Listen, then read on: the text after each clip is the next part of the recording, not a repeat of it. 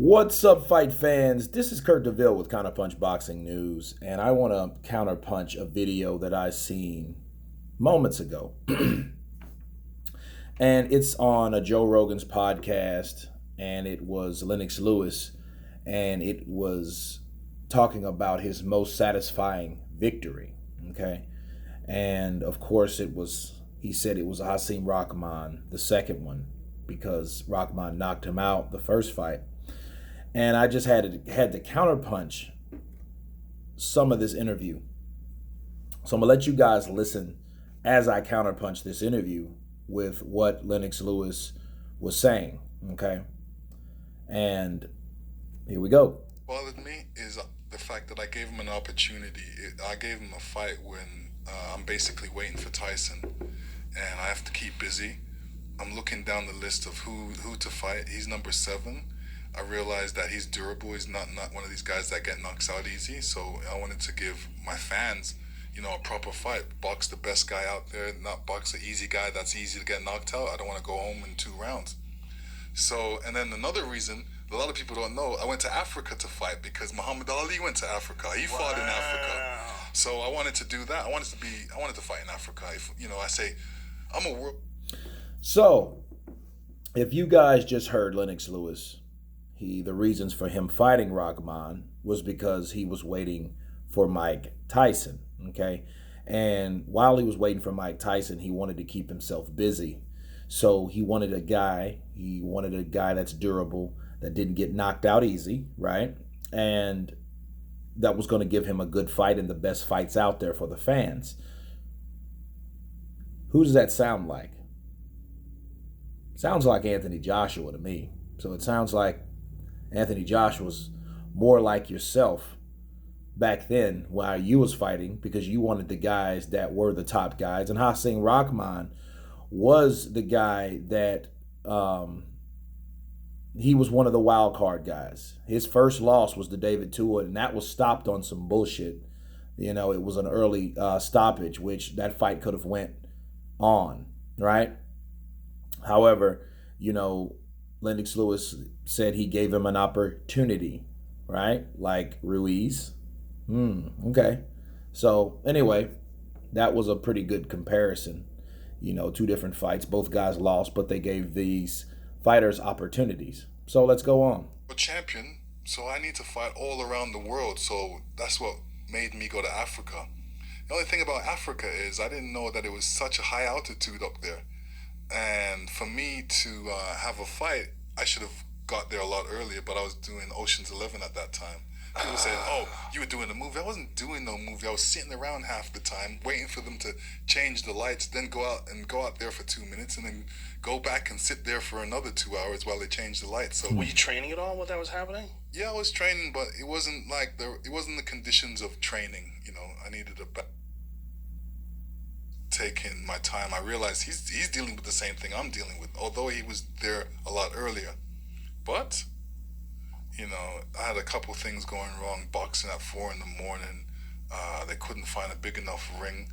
Then when they put the ring together, it was like 18 by 19. So, and then the punch that actually hit me, I actually thought I was gonna block it, but it came around this side. I put my hand up to block it, but it came around, hit me. One of those things where a man threw a terrific punch, which my chin happened to be in the way of. Now, notice what Lennox Lewis said. He said when he went to block it, okay, he had his guard up, and he said it came around. It did not come around. So I don't know what the hell he's talking about. I don't know what fight he was referring to. But if we're talking about the same fight, it was a straight right. He blocked wide, thinking the punch was going to go wide.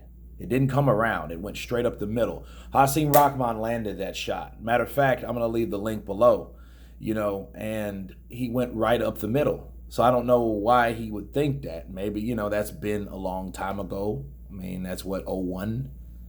Yeah, around that time. Yeah, 2001.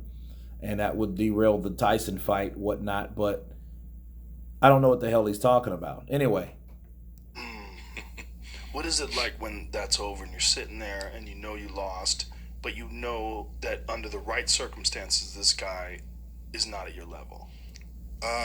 In fact, my problem was solved before I got out the ring. I knew what I did wrong, which was the greatest thing that ever happened to me. It's like, on another day, he wouldn't throw a lucky punch like that. He wouldn't hit me, and he wouldn't have a ref that, was on his side as well. How was the ref on his side? When I say the ref's on his side, He called it a little early, I would say. I got knocked down in the second round. I'm the champion. Right. At least give me a chance. Not wave the fight straight away. Right. You seen the Deontay Tyson Fury fight. If that was the ref, he would have counted him out straight away. Yeah, that's Probably would have stopped. Okay, so there are many things wrong with what Lennox Lewis said. Let me talk about the things that he said was right, okay, to add to the punch that caught him. He was right. His face did get in the way. He was right about that. I wouldn't have called that a lucky punch. I would have called that a perfect punch. There's a difference. He threw it, not luckily. He threw that punch straight up the middle. You see someone blocking wide. To block a wide shot, you throw it straighter. Just like Deontay Wilder did with Tyson Fury. He kept looping that right hand, just launching the bastard. He's launching that right. And he couldn't do that as long as he was throwing it wide, but he angled that shot, okay? He angled that shot perfectly, not luckily, and Lennox mentioned that it was the second round. Again, what fucking fight was he talking about? This was the fifth round. So I don't know why he was saying it was the second round and I'm the champ. And the count was, someone mentioned the count was fast. The count was rather fast, right? But again, it's the discretion of the referee. The referee counts the fucking way he wants to. I don't know if that was necessarily for him, but he did get a full count. He says, according to Lennox Lewis, that this referee waved this fight off immediately. That didn't happen, people. The guy gave him a 10 count. Now, it was fast. He was 4, 5, 6, 7, 8. And Lennox Lewis did not get up before the 10 count. Okay? Now, it's funny he would reference Tyson Fury's count to his own count. First of all, those are two different referees under two different situations. Tyson Fury had already been down, right? Now they both did the similar thing. They were on their back. Now that is similar. But again, Jack Reese is that type of guy. He doesn't count you off if he sees you're making an attempt to get up. Lennox Lewis was fucking out of his mind. He was out of it. He was knocked out. He could have actually waved it off. And according to Lennox Lewis, that's what happened, right? Lennox Lewis said, well, hey, yeah, I'm the champ. You shouldn't just wave it off. Give me a chance. He gave you a chance. He gave you a 10 count. But the way Lennox Lewis was looking, I could understand him. And it would have been justified him saying, no, this is over. So maybe in Lennox Lewis's mind, he thought the referee did that because he was out of it. Okay, Look at Lennox Lewis. It's going to be the thumbnail of this video. He looked fucking out. He was knocked out. He was not to a point he looked... No, he was just getting off his back at like 9 and turning over on his side to, I guess, think about getting up. So I don't know how he feels the referee was on Rahman's side. No, Rahman hit you with a punch that knocked you the fuck out. Bottom line.